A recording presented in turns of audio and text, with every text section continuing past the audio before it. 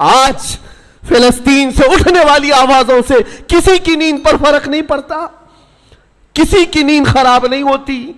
وقت کے عیاش حکمران، ظالم حکمران اپنی کرسیوں پر ویسے ہی مزے لے رہے ہیں، بلکہ بسا اوقات ایسا لگتا ہے یہ بچوں کی اور بچیوں کی جھنجھوڑنے والی آواز ان کی کرسیوں کو کیوں نہیں ہلاتی۔ یاد رکھو قرآن پاک میں اللہ نے فرمایا وَإِذَا الْمَوْءُودَةُ سُئِلَتْ بِأَيِّ ذَنبٍ قُتِلَتْ، ان بچوں کو جو آج مار دیا گیا ہے، یہ سورہ تکویر کی آیتیں بتا رہی ہیں، یہ قیامت کے دن بچیاں اٹھائی جائیں گی اور رب تعالیٰ سے پوچھیں گی مولا مجھے بتا کس جرم میں مجھے مارا گیا تھا، میرا گناہ کیا تھا جو مجھے قتل کیا گیا۔ آج یورپ کے درندے اور اسرائیل کے جتنے ظالم ان کے قتل میں شریک ہیں وہ الگ قاتل ہیں، لیکن یہ چپی اور یہ خاموشی پوری دنیا کی یہ الگ قاتل ہے، یہ الگ قاتل ہے۔ درد ہمیں اس بات کا ہو رہا ہے، اسی لیے شاعر نے کہا تھا نہ ادھر ادھر کی بات کر، مجھے یہ بتا کہ قافلہ لٹا کیوں، مجھے رہزنوں سے غرض نہیں تیری رہبری کا سوال ہے۔ ڈاکوؤں کا کام ہی ہے ڈاکہ ڈالنا، ڈاکوؤں کا کام ہی ہے مال چھیننا، لیکن سوال تو تمہاری رہبری کا ہے۔ یہ حالات کب بدلیں گے میرے عزیزو؟ اس وقت بدلیں گے جب ہمارا جوان احساس کی زندگی جینے لگ جائے۔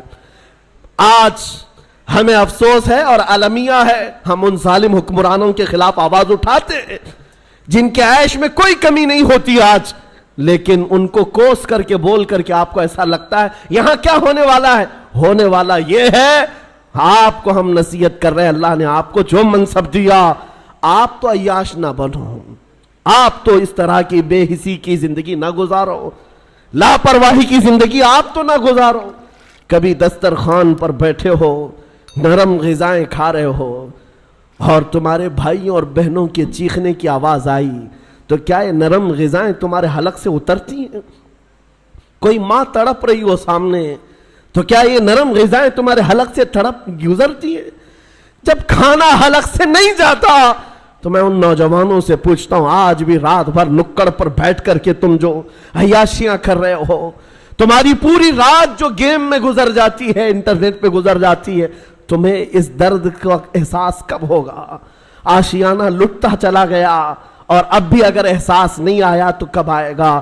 شاعر نے کہا تھا جگہ جگہ کے تھک چکے ہیں تمہیں یہ ہنگامے، نشاط لذت خواب گراں بدل ڈالو، غلط روی سے منازل کا بودھ بڑھتا ہے، مسافروں روش کارواں بدل ڈالو۔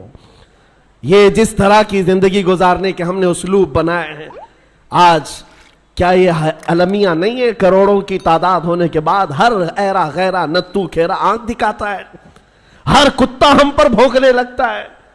وجہ صرف یہی ہے کہ ایمان کی کمزوری ہے، ایمان کی کمزوری ہے۔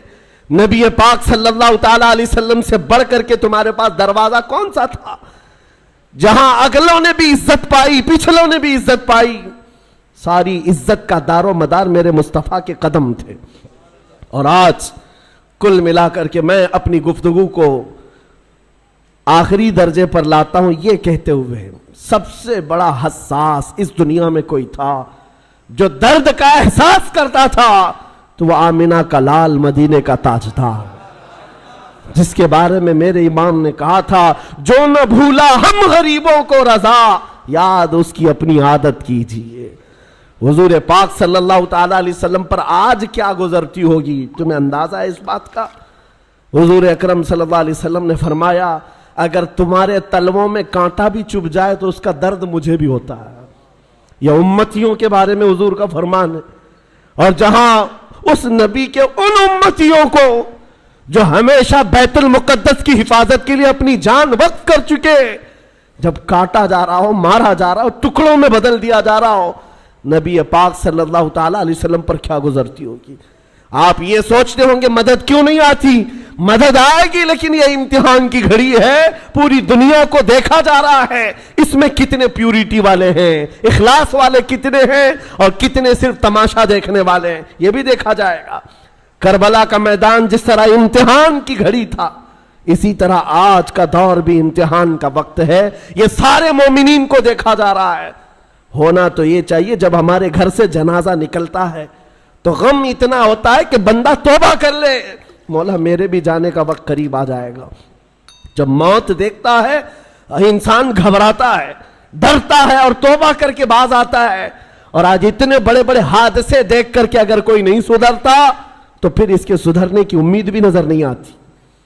اس لیے میرے عزیزوں، نبی پاک صلی اللہ تعالی علیہ وسلم کا جو احساس ہے وہ حضور یہی فرماتے ہیں۔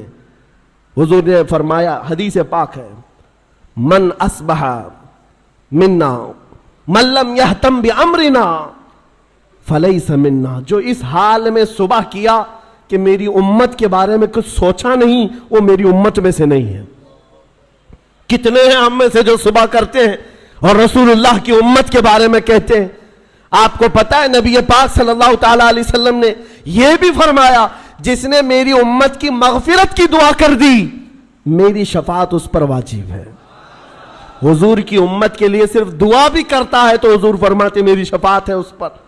تو آج یہ احساس پیدا کرو، درد پیدا کرو ایک دوسرے کا، اور ان مومنین کے لیے باضابطہ رب تعالیٰ کی بارگاہ میں گڑ گڑاؤ۔